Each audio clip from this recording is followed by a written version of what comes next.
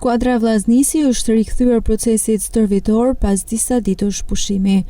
Në këtë seancë të parë stërvitore, ekipi i Kuqe Blu nuk ishte i plot, teksa në ditët në vijim pritet u bashkohen sërish futbollistë të tjerë. Trajneri i ri i Vllaznisë, Edi Martini, në intervistën për mediat foli për kënaqësinë, por edhe përgjegjësinë e drejtimit të ekipit Kuqe Blu. Nostalgji po tjetër, shumë vite larg Vllaznisë.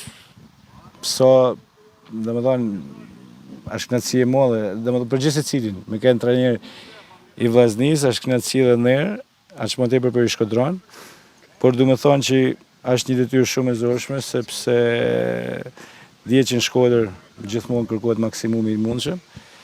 E quaj më tepër si përgjegjësi, se sa si kënaqësi, por kam me bashkëjetu me këtë përgjegjësi për ditë, do të mundohem nga mjesin darkë me përkushtu kësaj punë që më arrit më të mirë në mundshëm.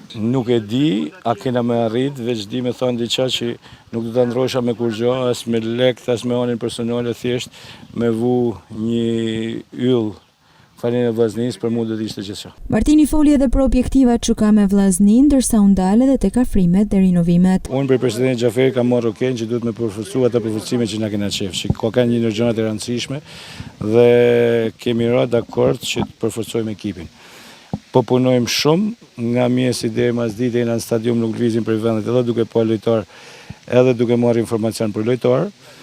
Nuk është e lehtë me vendos, pavarësisht se ne na kërkohet pak shpejt sepse është turri i parë edhe shumë i rëndësishëm për ekipin.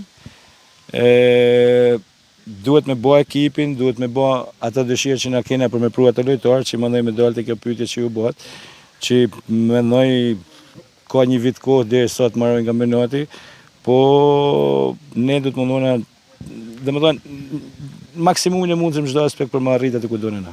Kemi marrë krujen që me kanë një lojtar, edhe besoj që edhe Haka këto ditë do jetë. Kemi siguru Gurishten që ka firmos për mos mu largu edhe një vit tjetër, gjëra që është shumë e rëndësishme për ne.